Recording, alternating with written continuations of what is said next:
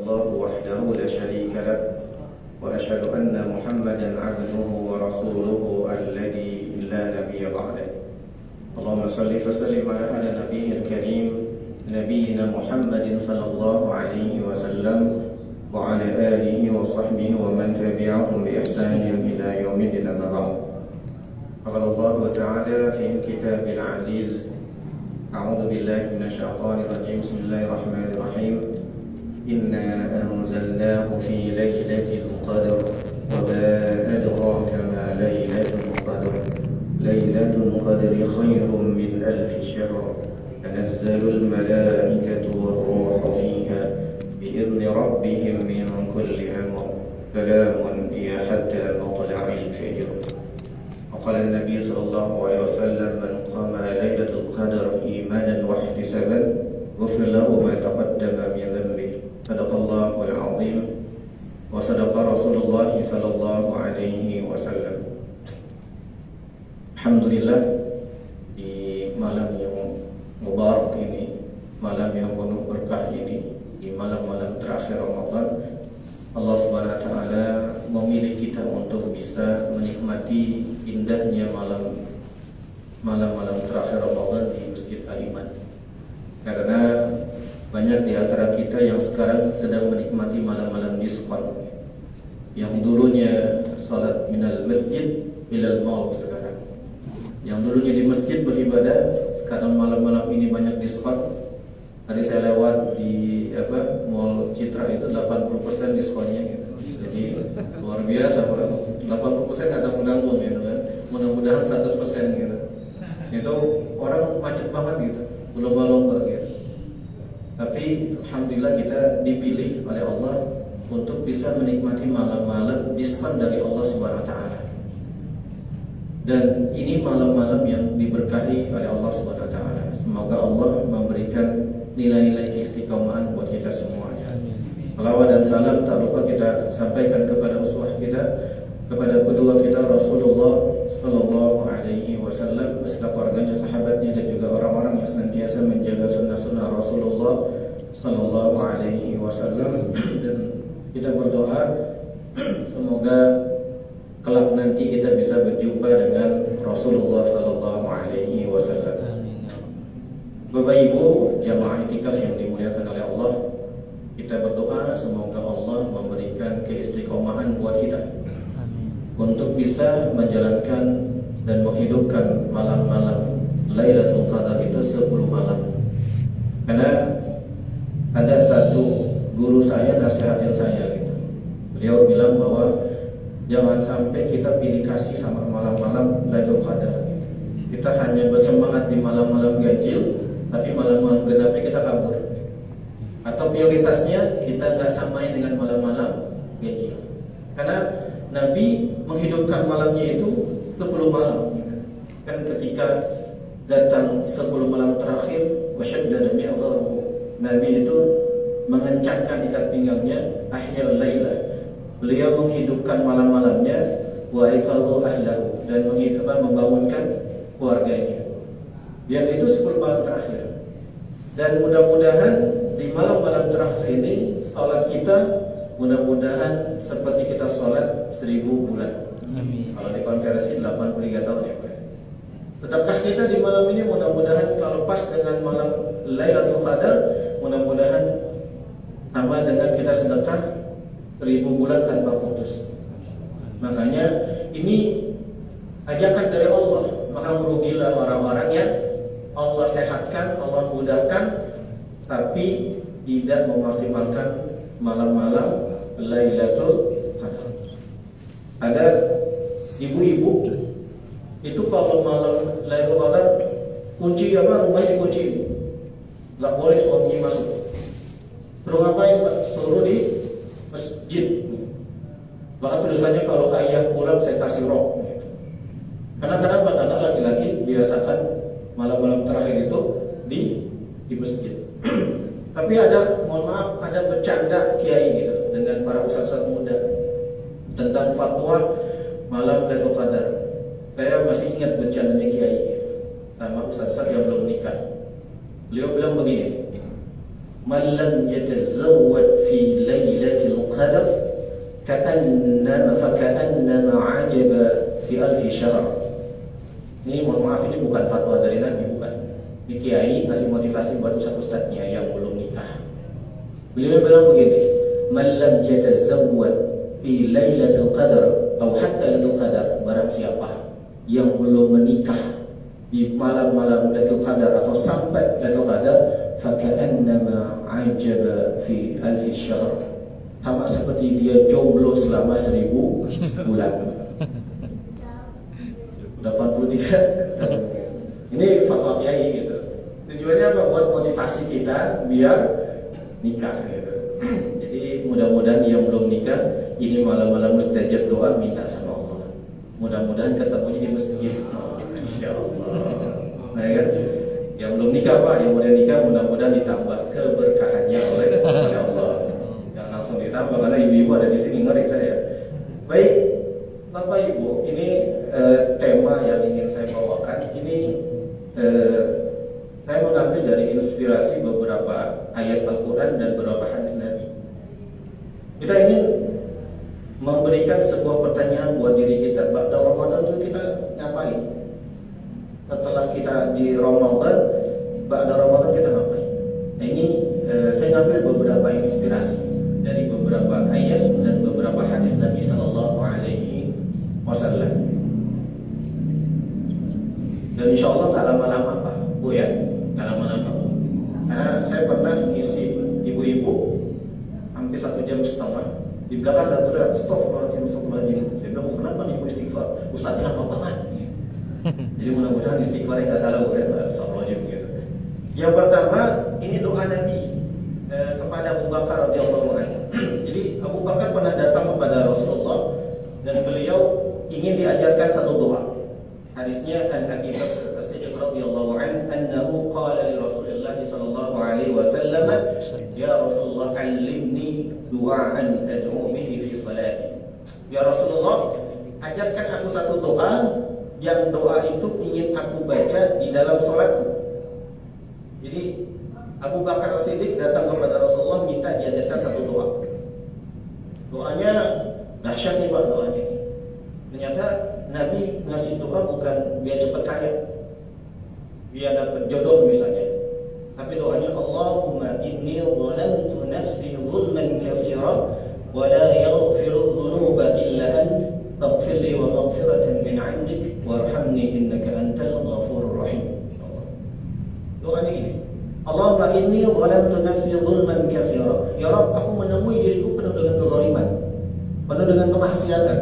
Wala yaghfiru dzunuba illa anta. Tidak ada bisa mengampuni seluruh dosa-dosaku illa anta, kecuali Engkau ya Rabb.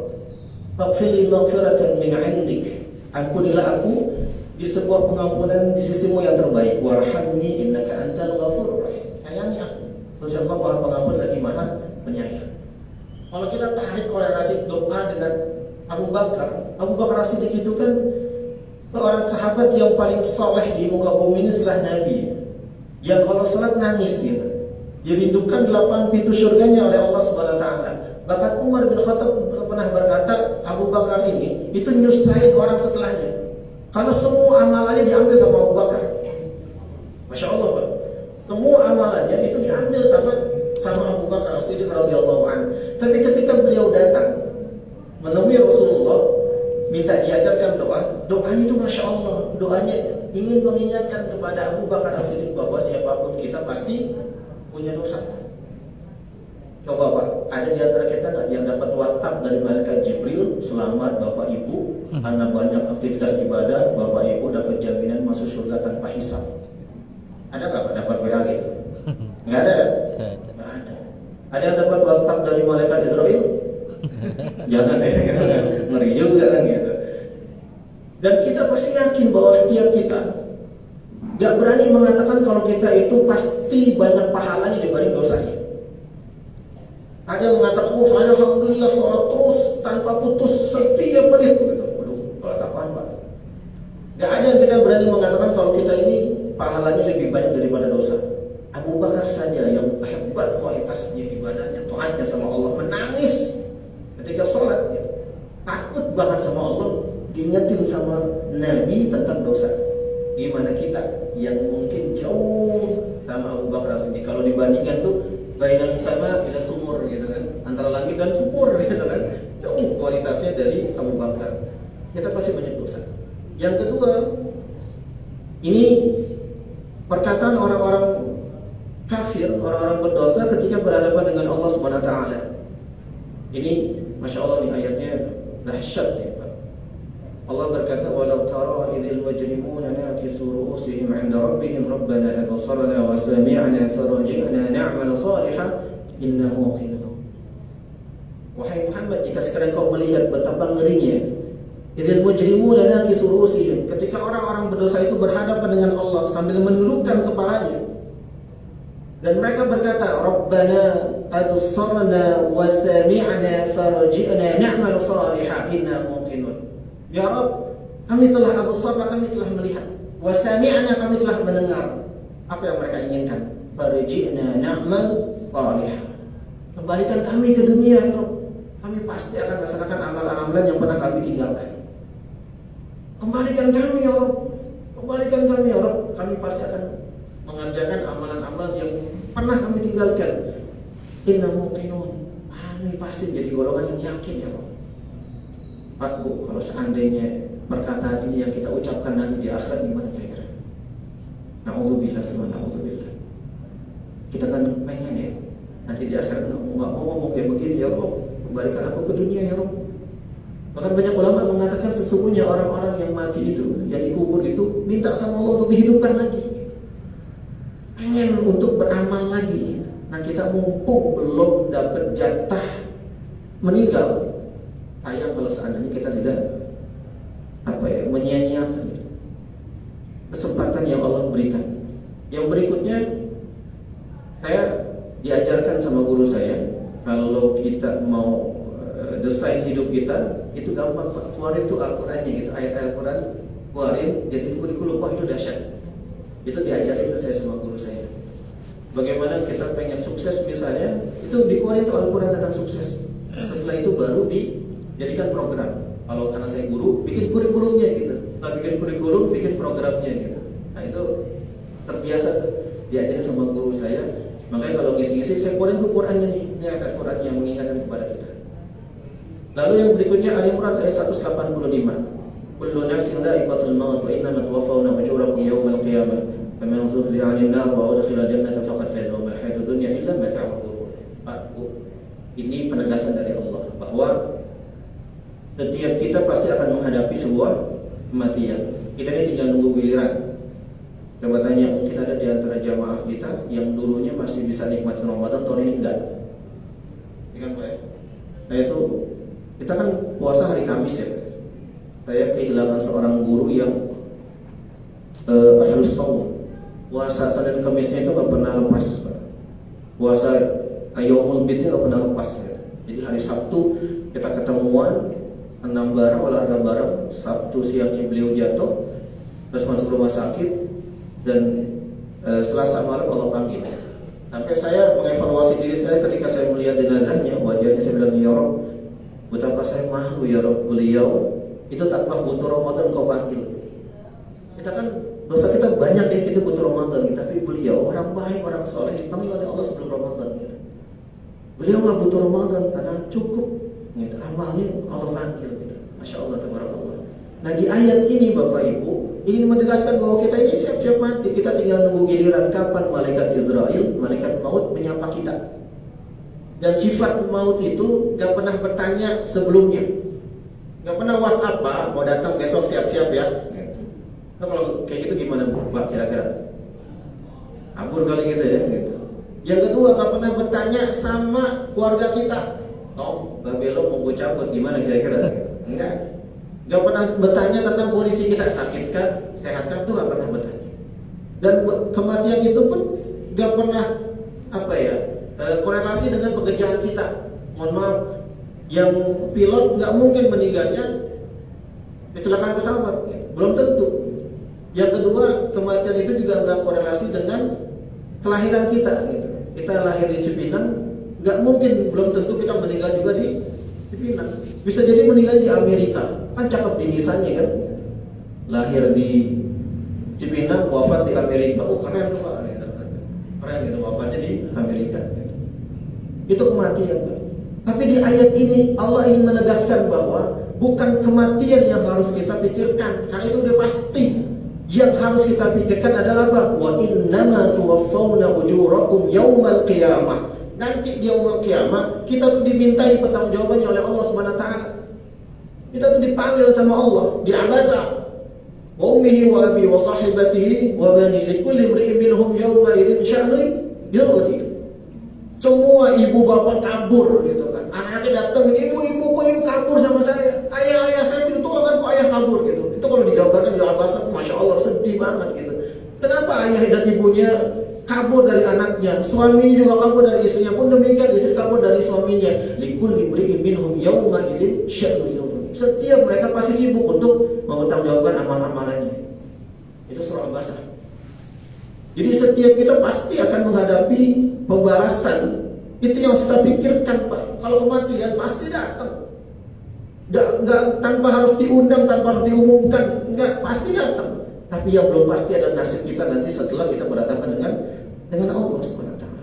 Dan yang kedua, Allah membagi ini, Pak, di ayat ini. Faman zuhziha 'anil nar wa udkhilal jannata faqad faz. Nanti ada dua golongan tuh. Sama seperti surah Al-Haqqah juz 29. Ketika Allah menceritakan kiamat, nanti ketika semua dibangkitkan, Allah membagi dua golongan. Fa amma man utiya kitabahu bi yaminihi fayaqulu ha umqra'u kitabiyya inni dhanantu anni mulaqin hisabiyya fa huwa fi 'aishatin radiyah. Adapun orang-orang yang mendapatkan kitab di sebelah kanan, dia berkata apa? Ha umqra'u kitabiyya inni dhanantu anni mulaqin hisabiyya fa huwa fi 'aishatin radiyah. Ambillah ini kitabku. Aku tahu ini hisabku, fa huwa fi 'aishatin radiyah. Dia dalam keadaan kehidupan yang diridhai. Tapi ada lagi orang yang mendapatkan kitab di sebelah kiri, Pak. Perhatikan di kata-katanya. Jadi Al-Quran itu sesuai dengan psikologis orang yang kitab sebelah kiri bukan gini. Bahkan wa amma man utiya kitabahu bishimalihi fayaqulu ya laitani lam uta kitabiya wa lam adri ma hisabiya. Adapun orang-orang yang mendapatkan kitab di sebelah kiri, dia berkata apa? Ya laitani lam uta kitabiyya. Jika sekiranya kitab ini diberikan kepadaku, walam adri ma hisabi, aku enggak tahu bagaimana hisabku nanti. Itu dibagi dua golongan. Pertanyaannya, kita ada di mana nantinya nih? Apakah di sebelah kanan atau sebelah kiri? Karena belum ada jaminan. Malaikat belum nge-like kita, malaikat belum posting kita. Belum ada jaminan dari Allah Subhanahu wa taala. Ini inspirasi yang berikutnya. Yang berikutnya Bapak Ibu, nah, ini ayat dahsyat, bisa mengubah Fudail bin Iyad yang dulunya beliau pencuri. Dengan ayat ini jatuh dan berkata, bala ya Rabb, betul ya Rabb, langsung bertobat kepada Allah Subhanahu wa taala. Ini ayatnya luar biasa, menginspirasi banget. Ayatnya berbunyi gini, alam ya'ni lil ladzina amanu an takhsha'a qulubuhum li dzikrillah وما نزل من الحق ولا يكونوا كالذين أوتوا الكتاب من قبل فطال عليهم الأمد فقست قلوبهم وكثير منهم فاسقون. Ini ayat pertanyaan dari Allah buat kita semua sejatinya. Jadi Fudail bin Iyad itu terkenal dengan mencuri. Di suatu malam dia ingin aksinya, melancarkan aksi mencuri. Ketika sampai sebuah tenda, dia dengar ayat ini, terjatuh dan menangis. Ayat ini berbunyi, belumkah tiba waktunya, alam ya'ni lil ladzina amanu, belumkah tiba waktunya bagi orang-orang beriman, an takhsha'a qulubuhum li dzikrillah wa ma nazala minal haqq, tunduk dan takut hatinya dalam mengingat Allah Subhanahu wa taala dan apa-apa yang diturunkan berupa kebenaran. Wala yakunu kalladzina utul kitab, dan janganlah kamu jadi orang-orang seperti orang-orang ahlul kitab, min qablu faqala 'alaihimul amada faqasat qulubuhum, yang telah berlalu panjang tapi hatinya itu apa? Keras. Fakasiru minhum fasiqun, dan banyak mereka jadi orang-orang yang fasik. Ini pertanyaannya, Pak, buat kita. Orang-orang yang beriman, belum tiba waktunya kah engkau beriman sama aku? Kembali kepada aku. Nah Bapak Ibu, kesimpulannya yang pertama, kita ini banyak dosa, betul nggak Pak? Bu, kita banyak dosa nggak? Banyak banget dosa-dosa kita. Mata kita, kalau dihitung kan, Masya Allah, Tabarakallah, ngeliatin orang. Mulut kita, Bu ya, waduh, Masya Allah. Ibu-ibu, kalau marah, waduh, Masya Allah. dunia seperti pecah gitu. Mohon maaf gitu. Ya kan? Masya Allah, tabarakallah. Bagaimana hati kita, kaki kita, langkah kita. Yang kedua, kematian pasti datang. Kematian pasti datang. Yang berikutnya, permintaan orang-orang yang berdosa. Maksudnya, kalau kita lupa, udah tahu kita banyak dosa, mati bentar lagi, tapi di ayat Al-Hadidnya kita nggak mau merenungkan. Nanti kalau nanti di akhirat kita ngomong Rabbana absarna wa sami'na farji'na na'mal salih, kira-kira bersedia nggak Pak? Ya mungkin ngeri, kita nggak mau kita ngomong kayak begitu gitu. Itu perkataan orang-orang yang berdosa gitu. Dan kapan kembali kepada Allah? Allah tuh lagi nunggu sama kita. Kapan gitu? Ayat misalnya begini Pak. Seakan-akan Allah bilang kepada kita begini, wahai hamba, aku tahu engkau banyak dosa. Ada hadis qudsi nih Pak, yang menegaskan Allah tuh tahu karakter kita. Ya ibadi innakum tukhtiuna bil-laili wan-nahar wa ana aghfiru dzunuba jami'a fastaghfiruni aghfir lakum. Wahai hamba-hambaku, kalian senantiasa bermaksiat kepadaku bil-laili wan-nahar, baik di malam hari maupun di siang hari. Allah tahu. Aku tahu engkau banyak dosa. Aku berikan kesehatan kepadamu, aku berikan rezeki yang banyak. Kapan kembali kepadaku? Kapan hatimu tunduk sama aku? Kapan hatimu tuh takut sama aku? Apakah engkau selalu lebih mengejar dunia dibanding aku? Itu kalau seandainya seakan-akan Allah tuh ngomong kayak gitu sama kita Pak. Dari ayat alam ya'ni lil ladzina amanu an takhsha'a qulubuhum bi dzikrillah. Allah tuh nanya kapan? Belum waktunya yang beriman, belum waktunya nih orang-orang beriman kembali sama Allah Subhanahu wa taala. Nah, Bapak Ibu, jemaah iktikaf yang dimuliakan oleh Allah Subhanahu wa taala, maka yang sangat banget kita harapkan di akhir kematian kita apa Pak? Ampunan kan Pak? Betul nggak Pak? Makanya mayit ketika meninggal doanya apa? Allahumma ghfir lah, ya Allah ampuni. Kita pengen diampuni sama Allah. Kita pengen tuh sebelum meninggal sudah dihapusin semua dosa-dosanya. Makanya Pak, kerangka Ramadan itu hadis Nabi, man shoma ramadhana imanan wa ihtisaban. Terakhirnya Pak, ghufrana ma taqaddama min dzambi. Allah ampuni semua dosa-dosanya. Malamnya sama hadisnya. Bahkan doa yang diajarkan Rasulullah di malam-malam terakhir apa Pak? Allahumma innaka afuwun tuhibbul afwa fa'fu anna. Makanya Pak, sahabat, dia tahu bahwa kalau Allah ngasih sarana, yang dengan sarana itu Allah ampuni dosa-dosanya, maka mereka para sahabat memaksimalkan sarana itu, gak mau ninggalin. Itu sahabat tuh Pak. Jadi sahabat kalau diperintah sama Nabi, yang perintah itu punya potensi untuk betul-betul bisa meningkatkan ampunan dia kepada Allah, maka dia maksimalkan Pak. Dan sekali lagi Pak, kalau Nabi memerintahkan sahabat tentang amal, sama kita Pak, nawar. Kan kita sering nawar ya. Coba saya mau tanya sama Bapak Ibu, Pak Bu, kalau ada perintah dipilih, mau pilih 3 juz sehari atau 1 juz sehari, enakan pilih yang mana Pak Bu? Satu juz. Bahasa gini, mendingan 1 juz daripada kagak baca. Betul nggak Pak? Ya kan? Sama sahabat juga nawar Pak. Nih, bisa dicek. Abdullah bin Amr bin Aus, terkenal seorang pemuda ganteng, hebat, kualitas ibadah luar biasa. Dipanggil sama Rasulullah untuk diperintah untuk saum. Nih sahabat nawar nih, Abdullah bin Amr bin Aus nawar. Nawarnya keren. Kata Nabi begini, Abdullah bin Amr, aku perintahkan kamu untuk berpuasa 1 bulan 3 hari setiap sebulan. Ayo bid.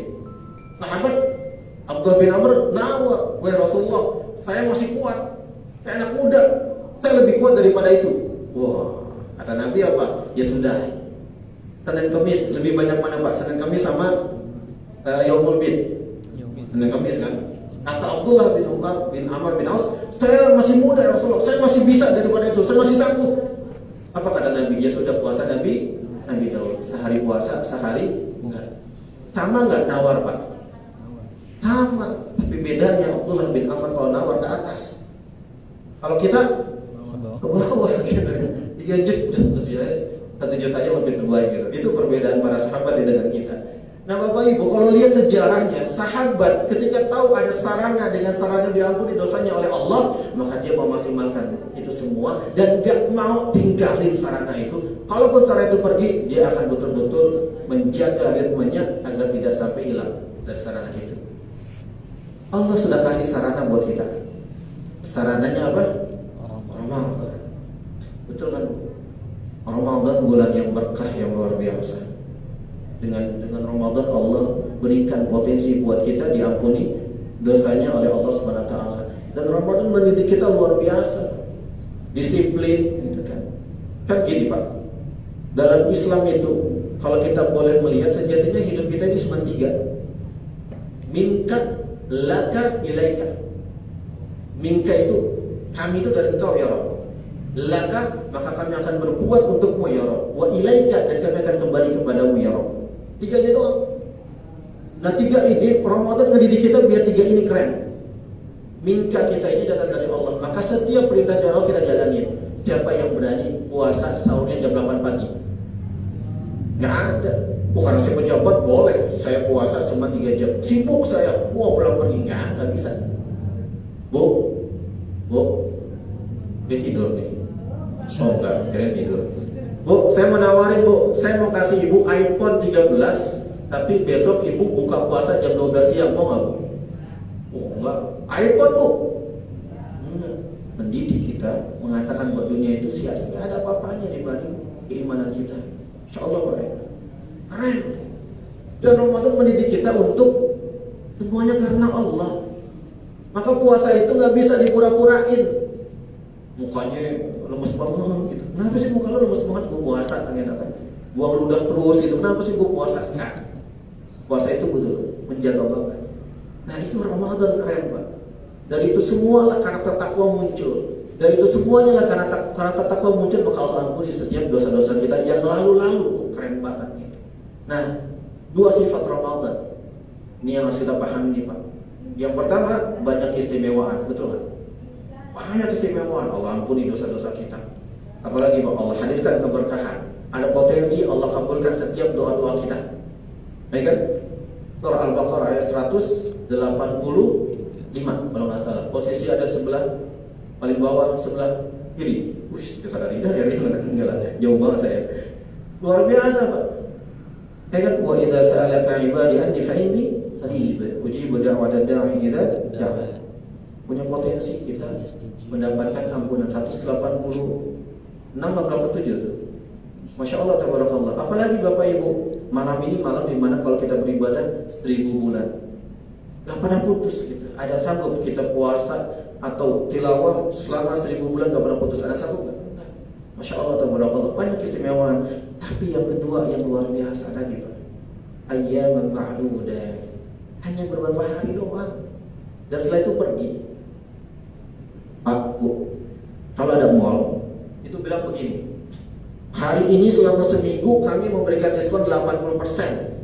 Baju, keren, handphone, semuanya diskon 80%. Kadang-kadang kita maksimalin nggak untuk betul-betul menyiapkan dan datang ke mall itu buat beli barang? Pasti dong. Tapi hanya beberapa hari saja. Pasti kita akan serius. Tapi ketika terakhir kita datang, kata penjualnya bilang gini, mohon maaf diskonnya sudah habis. Dan tutup. Jangan sampai itu yang Allah ucapkan kepada kita, mohon maaf kamu terlambat. Allah aku kasih kamu kesempatan Ramadan, tapi kamu gak maksimalin. Ramadan udah pergi. Ramadan itu beberapa hari Pak. Dan memang di dunia itu sifatnya gak ada yang abadi. Secapek-capeknya kita ibadah Pak, secapek-capeknya kita ibadah, Gak selama-lamanya Pak, gak selama-lamanya akan pergi meninggalkan kita. Makanya jangan sampai waktu yang terbaik yang Allah berikan kita sia-siain. Kita sia-siain Ramadan itu. Makanya jangan sampai malam-malam Ramadan kita tinggalkan begitu saja. Maksimalin Pak. Itu yang harus ada di dalam diri kita. Hanya beberapa hari dan setelah itu pergi. Makanya Ramadan pasti pergi. Dan tahun depan pasti akan kembali lagi. Itu sunatullah, pertanyaannya kita. Ramadan akan ninggalin kita atau kita yang ninggalin Ramadan, pertanyaan kita akan kembali lagi ya Ramadan akan datang? Belum tentu. Belum tentu, nggak ada jaminan, nggak ada WhatsApp, nggak ada DM dari malaikat. Selamat Anda dapat lagi voucher untuk menikmati Ramadan tahun depan. Nggak ada. Makanya pertanyaannya ketika Allah ngasih kesempatan buat kita sama sahabat dikasih kesempatan sarana untuk mengamalkan dosa itu maksimalnya luar biasa. Maka jangan sampai kita menyia-nyiakan Ramadan. Nah, masuk ke intinya. Apa yang kita lakukan setelah Ramadan itu tergantung persepsi kita tentang Ramadan. Tergantung persepsi kita tentang Ramadan. Pak, Bu, mohon maaf. Dalam dunia pendidikan, kadang orang tua itu mendesain Ramadan kepada anak-anaknya itu beban. Serius. Sehingga anak itu gak mau puasa, gak mau sholat, gak mau baca Quran karena di persepsinya adalah semuanya itu adalah beban. Nah, kalau kamu nggak puasa dibakar sama Allah. Pokoknya kalau nggak baca Quran, awas mama marah, mama usir kamu dari rumah, mama coret dari kakakmu. Kalau kapan? Sehingga anak itu beban. Mau menikmati Ramadan nggak? Enggak. Sama ketika orang memandang Ramadan itu penjara, gara-gara Ramadan yang halal jadi haram. Makan tuh halal, duit saya. Tapi ketika Ramadan datang, dari pagi sampai sore Allah haramkan. Kalau kita menganggap itu beban penjara, setelah Ramadan mau balik lagi nggak? Enggak, penjara. Sampai mau balik lagi. Itu persepsi itu. Jadi kalau kita menganggap persepsi itu beban Ramadan, setelah Ramadan yang ada senang, asik gue tinggalin Ramadan, bebas. Itu persepsi. Ada lagi persepsi bahwa Ramadan itu bisnis. Maka yang dia tercipta di sini adalah gimana cari keuntungan. Beda dengan orang-orang yang berpikir bahwa Ramadan ini adalah sarana Allah untuk kita bisa diampuni dosa-dosa kita, sarana untuk melatih diri kita untuk bisa menjaga keimanan kita pada Ramadan. Nah, itu yang harus kita lakukan Bapak Ibu. Baik, Bapak Ibu yang dimuliakan oleh Allah Subhanahu wa taala, maka saya dari ini semua mendapatkan inspirasi dari karakter sahabat. Ketika ba'da Ramadan, ini karakter sahabat, kan yad'una Allah sittata ashhur ay yuballighahum syahr Ramadan thumma yad'una Allah sittata ashhur ay yataqabbalahu minhum. Ini para sahabat mengkarakterkan dirinya ketika sebelum Ramadan dan setelah Ramadan. Apa kata mereka? Kami senantiasa berdoa kepada Allah selama 6 bulan sebelum Ramadan agar kami ditemukan di bulan Ramadan. Dan kami berdoa kepada Allah selama 6 bulan pula untuk Allah terima amalan-amalan kami setelah Ramadan. Ada nggak Pak di antara kita yang setelah Ramadan doa, ya Allah jagalah amal-amal saya? Makanya dari perkataan dan kebiasaan karakter sahabat ini, saya mengusulkan buat diri saya dan kita semua nih Bapak Ibu, lakukan 2 hal. Langkahkan kaki kita terhadap 2 hal ini. Kalau 2 ini kita lakukan, Masya Allah, bisa jadi Ramadan kita the best. Yang pertama, konsistensi doa. Pak, Bu, setelah Ramadan jangan sampai kita Allahumma antas salam wa minkas salam wa ilaika lantas jalan. Gak ada, kita angkat tangan kita berdoa. Gak ada air mata yang kita berharap banget ketika kita mulai di Ramadan. Karena doa itu sarana komunikasi hambanya kepada Allah. Doa itu sarana penguatan hamba kepada Allah Subhanahu wa taala. Maka jangan sampai pas setelah Ramadan kita enggak pernah berdoa kepada Allah Subhanahu wa taala. Doain anak-anak kita, doain warga kita, doain diri kita gitu. Jangan sampai kita hanya berdoa kepada Allah hanya di bulan Ramadan. Dan kita enggak mau berdoa setiap amalan-amalan yang kita lakukan di Ramadan, kita enggak tahu apakah amalan kita diterima oleh Allah Subhanahu wa taala. Betul puasa kita Pak, tapi apakah sholat kita diterima oleh Allah SWT? Apakah ada riya di sana? Allahu Akbar, jadi imam, bagus suara gue, keren banget nih. Kita nggak tahu, ya kan Pak? Kita nggak tahu adakah unsur riya di dalam setiap sedekah kita. Nah ini alhamdulillah sedekah saya tulis hamba Allah, ya alhamdulillah 1 juta saya tulis hamba Allah, itu nama saya, gitu hamba Allah. Apa aja kan gitu? Kita nggak tahu coba. Makanya sahabat ketika selesai Ramadan, jaga tuh doanya agar terus diterima amalan-amalannya gitu. Jangan sampai ketika kita berhadapan dengan Allah nggak ada amalan-amalannya, karena ada kesombongan dalam diri kita. Ada yang cacat setiap amalan-amalan yang kita lakukan selama di bulan Ramadan. Itu yang pertama nih Pak. Jaga konsistensi doa kita. Kita jaga Pak, jangan sampai setelah Ramadan kita nggak pernah mau berdoa sama Allah Subhanahu Wa Taala. Doanya pas lagi ada kebutuhan aja, maksa lagi. Ya Allah, yang butuh dana ya Rob sekitar 30 juta ya Rob. Sekarang ya Rob, sekarang ya Rob. Kalau enggak ya Rob saya keluar dari dunia ini ya Rob. Awas aja ya Rob. Keren banget. Ya kan gue, jangan. Tetap doa. Kalau bahasa ulama berdoalah. Tapi jangan menuntut kapan dikabulkannya, karena tugas kita adalah meminta, bukan memaksa. Jadi terus doa. Apapun waktunya itu terserah Allah. Bahkan ada kata-kata indah begini nih, ini boleh dibikin status gitu. Tulislah sebanyak-banyak permintaanmu kepada Allah, tapi biarlah Allah yang menghapus mana yang gak cocok buat kamu. Oh, itu bisa jadi buat status. Jadi tugas kita tuh minta. Gitu. Masalah dikabulkan itu urusan Allah. Itu yang pertama Bapak Ibu, konsistensi doa. Yang kedua, konsistensi amal ibadah. Ini yang gak boleh lepas dari kita. Jangan sampai kita terjun payung atau terjun bebas setelah Ramadan. Selepas Ramadan udah gak nongol lagi di masjid. Subuhnya udah gak nongol lagi. Udah gak nongol lagi di setiap amal-amal ibadah kita. Maka kita jaga. Nah Bapak Ibu, gimana caranya menjaga konsistensi ibadah? Kita keluarkan dulu nih, mana ibadah-ibadah yang kita anggap kita senang, sanggup, tapi komitmen gak boleh kita tinggalkan. Tadi ada hadis nih, bagaimana Nabi memerintahkan para sahabat untuk melaksanakan amalan dari Nabi, dan mereka berkomitmen gak mau ninggalin. Terus ada dalam diri kita nih Pak, kita pancangkan niat kita di malam ini, ya, bahwa kita gak mau ninggalin amalan-amalan yang kita sukai banget setelah Ramadan. Dan itu kita sanggup jalaninnya. Nah saya minimal 3 nih amalan yang gak boleh kita tinggalin. Yang pertama, Al-Quran. Jangan sampai selesai Al-Quran, selesai Ramadan, kita malah gak baca Quran lagi. Jangan sampai Pak. Yuk kita komitmenkan bahwa kita harus membaca Al-Quran.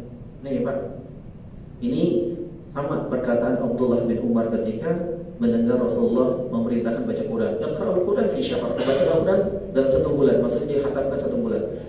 Abdullah bin Umar mengatakan, "Qul inni ajidu quwwatan hatta qali." Wahai Rasulullah, aku tuh sanggup lebih dari itu. Maka apa kata Rasulullah? Faqra'u fi sab'in wa la tazid 'ala dhalik. Kamu baca cukup 7 hari, jangan nambah lagi. Itu pesan Rasulullah. Jadi Pak, dari hadis ini Allah menginginkan bahwa ritme konsistensi ibadah Al-Quran kita jangan sampai ditinggalkan. Oke, mungkin sehari kita bisa 5 juz di Ramadan, tapi setelah Ramadan ya jangan sampailah minimal 1 juz kita tinggalkan. Pak, kalau 1 juz itu kan 10 lembar ya, betul nggak Pak? 10 lembar di Mushaf Utsmani. Kalau Al-Baqarah itu sampai ayat 141. Silakan 141. Kalau kita bagi di 5 waktu, itu kan berarti 28 ya Pak? 28. Terus kalau kita bagi satu waktu itu 2 kali, cuma 14 ayat Pak, Masya Allah. Gak sanggup ya Allah dengan cara apa lagi Pak? Dengan 1 juz 141 ayat kalau di juz 1 gitu kan. Terus kita gak sanggup ya Allah. Makanya kata Ahlul Quran, banyak ulama Al-Quran berkata gini, harus ada waktu definitif untuk kita baca Quran yang gak boleh kita tinggalin agar menjaga ritme kita. Apa istimewaan yang Allah berikan buat para penghafal Quran, orang yang baca Quran, gitu kan? Nih Pak, man qara'a harfan min kitabillah falahu bihi hasan wal hasanatu bi asyri amsalihah. Siapa yang baca 1 huruf di dalam kitab Allah, Al-Quran, maka diberikan 10 kebaikan. Pak, bedanya Al-Quran dengan amalan lain. Kalau amalan sudah ditetapkan pahalanya. Salat jamaah berapa pahalanya Pak? 27 derajat. Sudah sudah dipatok sama Allah, tapi beda dengan Al-Quran. Setiap yang kita baca itu Allah berikan yang terbaik. 1 huruf berapa Pak? 10 kebaikan. Bahkan kalau Ramadan sampai 100 gitu. Dan setiap kita masing-masing berbeda kuantitas bacaan Al-Qurannya. Gak ada yang bisa kita dapat berapa gitu. Coba bayangin, Alif Lam Mim 3 huruf. Kita baca Bismillahirrahmanirrahim, ada berapa huruf tuh Pak? Masya Allah, tabarakallah. Jadi sayang Pak kalau seandainya kita tinggalin Al-Quran. Yang berikutnya, Iqra'ul Quran fa innahu ya'ti yawmal qiyamah syafi'an li ashabi. Ini anugerah dari Allah kepada kita melalui Nabi SAW. Siapa yang baca Quran, Iqra'ul Quran, bacalah Al-Quran, fa innahu ya'ti yawmal qiyamah, sesungguhnya dia akan datang di yawmal qiyamah syafi'an, dia memberikan syafaat bagi orang-orang yang membaca Al-Quran. Sayang Pak, Al-Quran datang nanti yaumul qiyamah memberikan syafaat. Masa iya kita nggak mau ngambil peluang yang seperti ini? Masa iya kita nggak mau menjaga konsistensi kita terhadap tilawah Al-Quran? Bapak Ibu nih, inspirasi dari Qatadah bin Da'amah. Beliau seorang ulama, muridnya Anas bin Amr. Beliau pernah diucapkan oleh sahabatnya Salam bin Abu Muqir. Masya Allah nih Pak, kayaknya kita malu nih. Beliau berkata begini, Kana Qatadah yakhtibul Quran fi sab'a. Adalah seorang Syekh Al-Qatadah telah menghatamkan Al-Quran di luar bulan Ramadan itu selama 7 hari. Setiap 7 hari khatam, setiap 7 hari khatam, setiap 7 hari khatam. Wa idza jaa Ramadan, ketika datang Ramadan, khatama fi kulli thalath. Dan ketika Ramadan datang, beliau menghabiskan tilawah Qurannya selama setiap 3 hari sekali khatam Quran. Yang lebih keren lagi, wa idza jaa al-'ashr, dan ketika datang sebelum malam terakhir, khatama kulla laila, setiap malam dia menghatamkan Al-Quran. Ya Allah Pak, saya pernah 2 tahun yang lalu pengen nggak mau ngisi itikaf di masjid Ustaz Arifin almarhum Allah yarham, nggak mau cobalah gitu, nggak mau semuanya pengen fokus gitu. Saya coba tilawah Al-Quran dari ba'da tarawih itu 6 juz. Saking pengen mencoba gitu, ngedeketin bisa nggak sih kita, kok ulama-ulama yang dulu, tabi'in yang dulu itu bisa gitu. Bahkan Qatadah itu Masya Allah Pak, tiap malam khatam Quran gitu. Sedih gitu, ya Allah kok kita nggak bisa gitu loh. Atau jangan, nggak usah sampai setiap malam tilawah apa khatam, tapi minimal ada usaha kita untuk memaksimalkan gitu loh Pak. Jangan ngambil yang minimal gitu, ngambil yang maksimal lah, semampu kita sampai kita lelah gitu.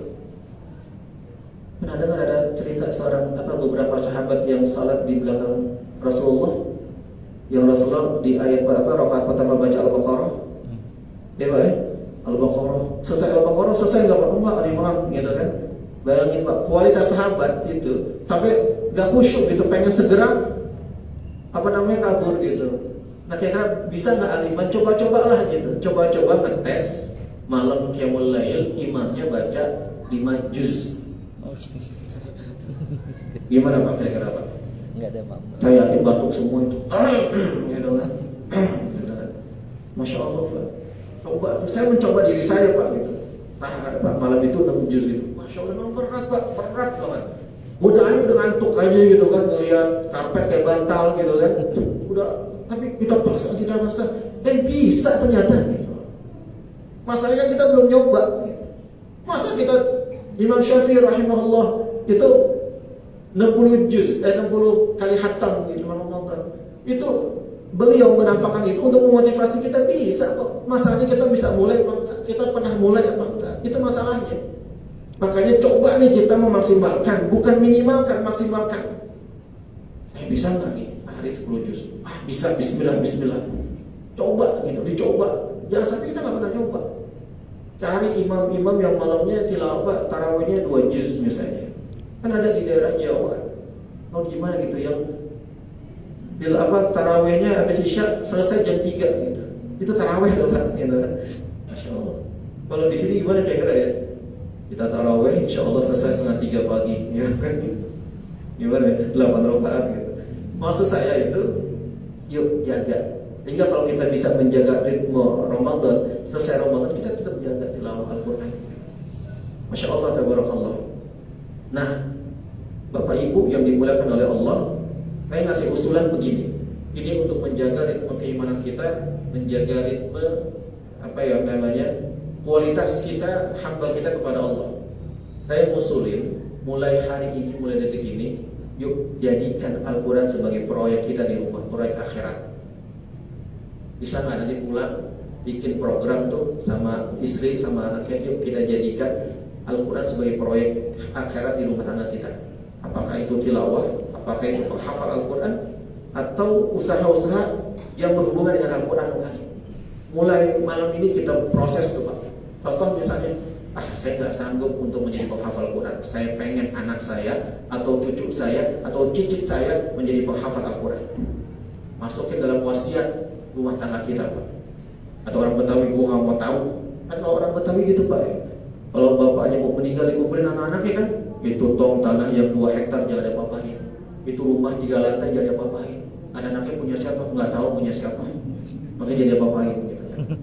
Nah coba tuh Pak, kita masukkan dalam diri kita daftar wasiat. Saya tidak mau tahu, pokoknya ada anak saya, atau cucu saya, atau cici saya yang menjadi penghafal Al-Quran. Mau nggak Pak? Anak orang yang punya proyek penghafal Al-Quran, insya Allah tidak akan pernah mengalami kerugian dalam hidupnya. Punya tiket masuk surga. Siapapun itu Pak, selama punya nasab gitu. Punya nasab dengan kita, Masya Allah kita punya potensi dapat kebahagiaan pahala. Nah Bapak Ibu, saya coba keluarkan nih Pak. Ini di Kutaman dulu deh. Saya percepat Kutaman proyek Al-Quran nih Pak. Orang-orang yang punya proyek Al-Quran, menghafal Quran nih. Ini yajidu bukan yajidu Al-Quran yaumul qiyamah fayaqul. Al-Quran datang yaumul qiyamah. Ya Rabbi hallihi fayulbasu dajjal karamah. Ya Rabbi, dicari tuh para penghafal Quran, lalu diberikan mahkota baju gitu kan, kemuliaan. Di hadis berikutnya, siapa yang menghafal Quran nanti orang tuanya diberikan mahkota syurga, mahkota kemuliaan. Dawu mislu dawu isyam. Cahaya ini seperti cahaya matahari yang indah sekali, luar biasa. Bahkan bisa memberikan syafaat 10 orang yang dari keluarganya yang sudah dijamin masuk neraka sama Allah. Tapi ketika dia menghafal Quran, dia bisa memberikan 10 syafaat Al-Quran. Pak, tidak ada kerugian. Saya mengajar Al-Quran dari tahun 2004 di sekolah Islam gitu. Sangat Masya Allah, orang menghafal Quran tuh Allah angkat orang tuanya Pak. Allah naikkan derajat orang tuanya. Nggak pernah rugi. Serius gitu. Makanya kalau kita mau nih Pak, saya punya kurikulumnya Pak. Ini kurikulum Al-Quran dari Al-Quran semua nih. Kita keluarkan kurikulumnya, kita jadiin program gitu loh. Tapi saya nggak mau bahas malam ini gitu, takut kepanjangan.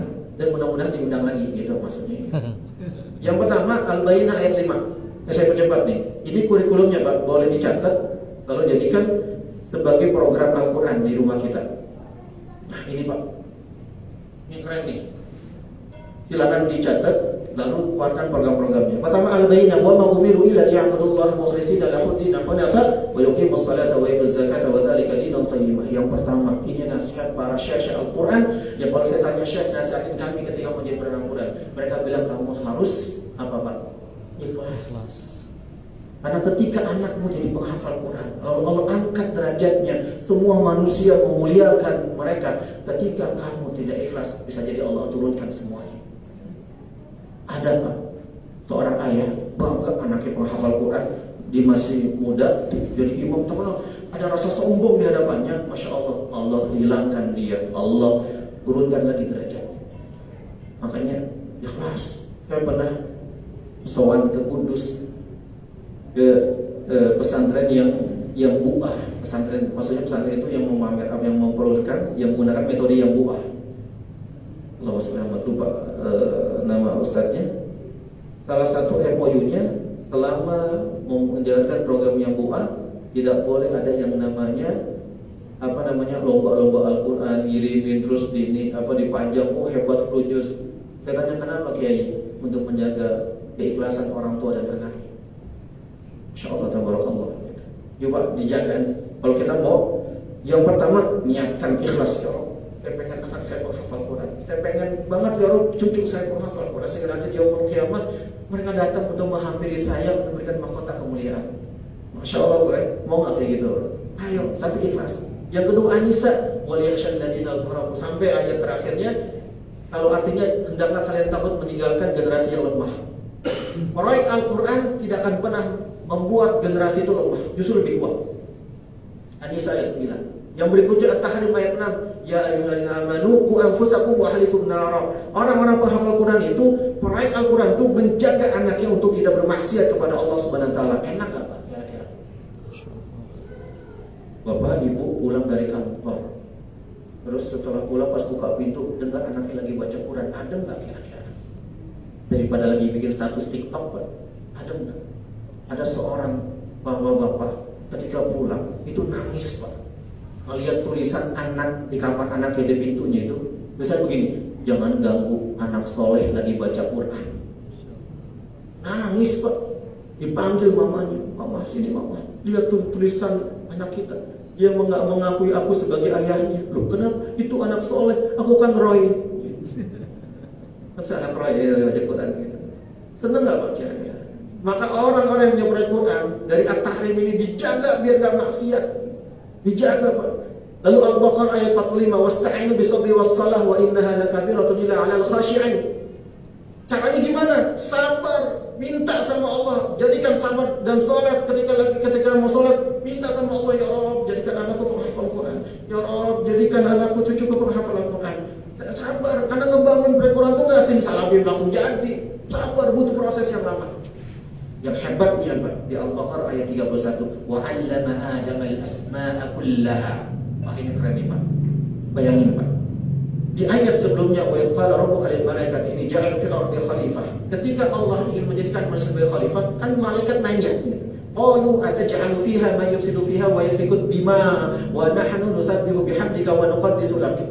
Qala inni a'lamu ma la ta'lamun. Ya Rabb, benar mau jadi manusia yang dulunya kerjanya apa? Wa yasfiku dima, itu menumpahkan darah. Allah jawab dengan aplikatif, wa 'allama Adama al-asma'a kullaha. Apa, Pak? Allah membuat metode tarbiyah buat Adam alaihissalam. Jadi, Pak, kalau kita mau jadi proyek Al-Quran, jadikan tarbiyah kepada anak-anak kita. Kalau kita mau sekolahkan yang ngajarin sholat, ngajarin akhlak, ngajarin Al-Quran, sekolahkan di situ. Ustaz, mahal, minta sama Allah. Jadikan sekolah itu, cari sekolah yang betul-betul konsisten mengajarkan anak itu Al-Quran, ibadah, akhlak, dan yang lainnya. Dan sekolah SDT Al-Iman itu salah satu sekolah yang mengajarkan itu, betul nggak Ustaz? Jadi promosi. Masya Allah, serius. Jangan sekolahkan anak-anak yang tidak pernah mengenalkan Al-Quran. Yang berikutnya At-Tur ayat 28. Oh, Masya Allah nih Pak, kalau kita buka At-Tur itu, Allah membocorkan rahasia satu keluarga yang menjadi semuanya masuk surganya Allah. Salah satu rahasianya adalah mereka ketika di dunia itu saling mengingatkan, saling bangun komunikasi. Ini salah satu poin di At-Tur ayat 26 sampai 28. Saling menjaga, mengingatkan. Makanya di rumah itu ada komunikasi. Saya pernah ada konsultasi seorang ibu bertanya sama saya, Ustaz, saya di rumah itu sepi banget. Kenapa? Karena ngobrolnya pakai WhatsApp grup. Ma, aku mau makan. Ya udah, mama ini di ngobrol di grup. Kenapa? Mamanya di kamar, anaknya di kamar atas, ayahnya di kantor. Yo, tidak ada komunikasi. Makanya di surah At-Tur ini Allah bocorin nanti ada keluarga yang semuanya masuk surga. Ternyata salah satu rahasianya adalah dibangun komunikasi keimanan di rumahnya.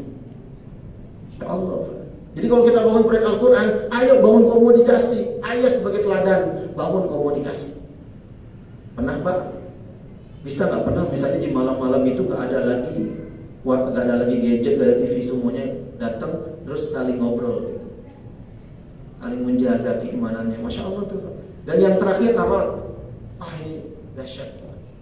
Di ayat 28-nya nanti orang-orang yang the best, yang bangun proyek Al-Quran dan sukses semua di dalam surganya Allah, malaikat datang sambil berkata gini, Assalamun alaikum bima sabartum fa ni'mal dar.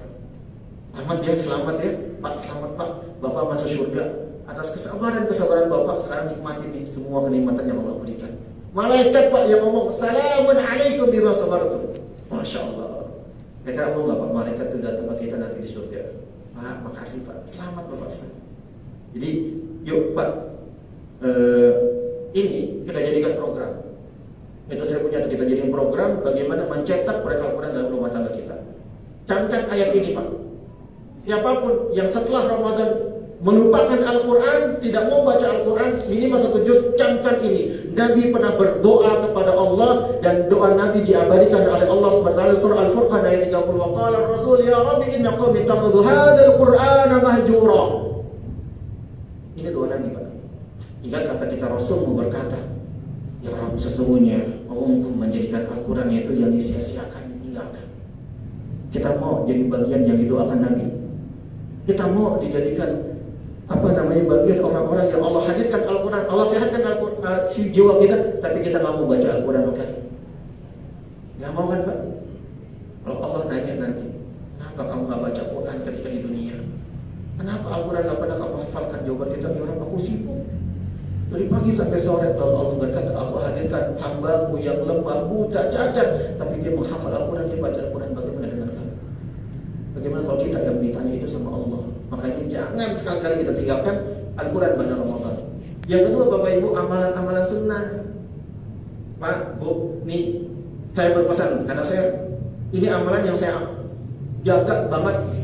Bahkan saya berdoa sama Allah semoga sampai saya meninggal. Atau gini, keluarkan amalan-amalan sunnah. Kalau kita mau, saya pernah diajak sama guru saya gini, keluarkan amalan-amalan sunnah. Lalu mana yang kira-kira pengen ambil terus konsisten, jaga terus sampai Ramadan yang akan datang. Ini saya ambil 1 doang nih, Pak. An Ummi Habibah Ummul Mukminin radhiyallahu anha qalat sami'tu an-nabiy sallallahu alaihi wasallam yaqul man shalla 12 rak'atan fi yawmin wa laylah bunya lahu bihinna baytun fil jannah. Rawahu Muslim. Kata Ummu Habibah Ummul Mukminin radhiyallahu anha, sami'tu an-nabiy sallallahu alaihi wasallam, aku telah mendengar Rasulullah SAW berkata, man shalla, barang siapa yang salat 12 rakaat baik di pagi hari atau di malamnya, maka Allah bangunkan dia di surga rumah. Allah bangunkan rumah di surganya Allah SWT. Apa itu 12 rakaat, Pak? Subuh, sebelum subuh 2 rakaat, qabla subuh, qabla zuhur 4 rakaat, wa ba'da zuhur 2 rakaat, ba'da maghrib 2 rakaat, dan ba'da isya 2 rakaat. Apa kata Ummu Habibah? Qalat Ummu Habibah, fama barihtu usalihan ba'dahu. Setelah aku mendengar, aku bertekad tidak akan pernah meninggalkan itu semua. Oh, Masya Allah, Pak. Yuk, Pak, cari itu amalan. Oh, saya senang salat duha, jaga, Pak, salat duha. Bahkan doa salat duha itu, Allahumma firli wa tub alayya, Allahumma firli wa tub alayya, ini kata tawabur wa rahim. Nah, itu dibaca terus. Kalau kita pengen tuh, Pak. Jadi ini yang harus kita praktekkan, Pak. Amalan-amalan sunnah dijaga ritmenya. Maka kita keluarkan tuh amalan-amalan sunnah. Mana sih yang kira-kira pengen kita jaga konsisten, jangan kita tinggalkan. Bayangin, Pak, Ummu Habibah langsung mengikrarkan dirinya, aku dengar perintah Rasulullah dan aku tidak akan pernah meninggalkannya. Masya Allah, tabarakallah. Yang terakhir, kepedulian. Jangan sampai setelah Ramadan kita cuek lagi sama tetangga. Jangan sampai kita cuek lagi sama masjid. Pesan saya buat masjid, yuk punya program buat anak muda. Anak ada sebuah musola, karena nggak mau mengkader anak muda, imamnya itu mulu, udah tua. Rakaat pertama baca kulhu, rakaat kedua baca Ikhlas, sama aja. Besoknya ketika dia mau baca Al-Quran, mau baca, ada bocah resek teriak begini, pasti baca Al-Ikhlas. Gua nggak mau jatuh kehormatan tuh imam gitu. Saya baca Al-Kautsar, inna a'tainakal kautsar fasalli li rabbika wanhar inna lupa tuh imamnya, bocah resek, inna lillahi wa inna ilaihi raji'un. Apa yang salah, Pak? Masyarakat, orang tua yang tidak pernah mengkader anak muda. Nih, jangan sampai imamnya udah tua, udah sepuh, batuk lagi. Alhamdulillah, Bismillah, ya Allah, Pak. Mana anak mudanya? Jangan sampai anak mudanya nggak suka dengan masjid. Dosa kita. Yuk, nih, Pak, saya ngambil 2 hadis. Ini keren nih, Pak. Amalnya ringan, tapi karena kepeduliannya luar biasa, balasannya besar. Bainama rajulun yamshi bi tariqin wajada husna shawkin 'ala at-tariq fa akharahu fashakara Allahu lahu fa ghafara lahu. Suatu ketika ada seorang yang sedang berjalan di jalanan, di tengah jalan, dia menghindarkan duri agar dia tidak terganggu orang lain. Apa yang terjadi, Pak? Fasyakarallahu lahu wa ghafara lahu. Allah bersyukur kepadanya, Allah ampuni semua dosa saya. Hanya apa Pak? Mindahin duri. Yang kedua, laqad ra'aitu rajulan yataqallabu fil jannah. Kata Rasulullah, aku telah melihat, ra'aitu ada dadzar ada ra'aitu. Ra'aitu melihat doang gitu. Aku telah melihat seorang anak muda yang sedang menikmati surga. Sedang menikmati keistimewaan surga. Kenapa? Ternyata ada rahasianya. Rahasianya apa? Fi syajaratin min dhahril tariq. Kana tu'dhi nas. Apa yang dilakukan? Jadi ketika di jalan dia ada dahan yang mengganggu perjalanan gitu. Dipotong sama dia, dibesikan gitu. Hanya seperti itu Allah hadirkan surga buat dia. Semua ini tidak mungkin dilakukan oleh orang-orang tersebut kalau dia tidak punya rasa kepedulian. Makanya masjid kita sebagai pribadi, yuk hadirkan kepedulian kita. Jangan sampai setelah Ramadan kita cuek lagi. Kita diajarkan untuk bersedekah, kita diajarkan untuk membagi, kita diajarkan untuk mengajak orang-orang untuk iftar gitu kan. Pak, Masya Allah kan, malam-malam istimewa ini itu malam-malam yang luar biasa Pak. Iya, betul Pak. Kita nggak perlu bawa makanan, ada yang nyediain makanan, betul. Ada minuman, Masya Allah gratis, Masya Allah enak banget. Semua itu lahir dari apa? Kepedulian DKM Panitia menyiapkan ini semua. Maka setelah Ramadan, dididik kita di Ramadan, selesai di Ramadan, jangan sampai kita hilang kepedulian. Masjid nggak peduli lagi sama jamaah, masing-masing kita nggak peduli lagi dengan tetangga-tetangga. Jangan, hadirkan kepedulian Pak. Ringan ini amalan, cuma mindahin duri, tapi pahalanya luar biasa. Ringan cuma motong dahan yang mengganggu jalan orang, tapi luar biasa. Makanya Bapak Ibu yang dimuliakan oleh Allah, yuk mari sama-sama kita jaga konsistensi doa kita dan juga kita jaga konsistensi amal-amal kita. Dari Al-Quran yang kedua amalan sunnah, keluarkan amalan-amalan sunnah. Kalau saya melatih diri saya gitu, keluarkan amalan sunnah, terus apa manfaat-manfaat itu? Terus dipilih mana nih yang keren, saya mau konsisten di sana. Kalau bisa semuanya, alhamdulillah.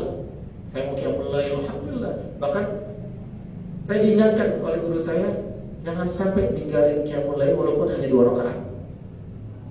Terus dijaga gitu, dijaga banget walaupun hanya 2 rakaat. Tinggal masalahnya kita mau apa enggak gitu. Nah saya tutup, nggak mau lama-lama. Alhamdulillah di sini nggak ada batuk. Ya saya pernah biasanya kalau di situ ada batuk, udah kelamaan berarti gitu. Atau aminnya tinggi, amin, berarti udah selesai gitu. Bapak Ibu, saya tutup dengan tadi bahwa Ramadan itu udah pasti akan meninggalkan kita dan akan pasti kembali lagi. Tapi yang belum pasti itu kita. Akan kita bisa ketemu lagi di Ramadan akan datang, atau jangan-jangan ini Ramadan terakhir. Tapi bukan itu masalahnya. Tapi masalahnya adalah betul nggak Ramadan ini buat kita, dan selesai Ramadan betul nggak kita jujur sama Allah bahwa kita bukan hambanya Ramadan, tapi kita hambanya Allah yang ketika keluar dari Ramadan kita bisa menjaga ritme-ritme kebaikan-kebaikan kita, ritme-ritme ibadah-ibadah kita, sehingga nanti selesai di hidup kita ketika berhadapan dengan Allah, kita bangga kita telah memberikan amalan-amalan terbaik di hadapan Allah Subhanahu wa taala.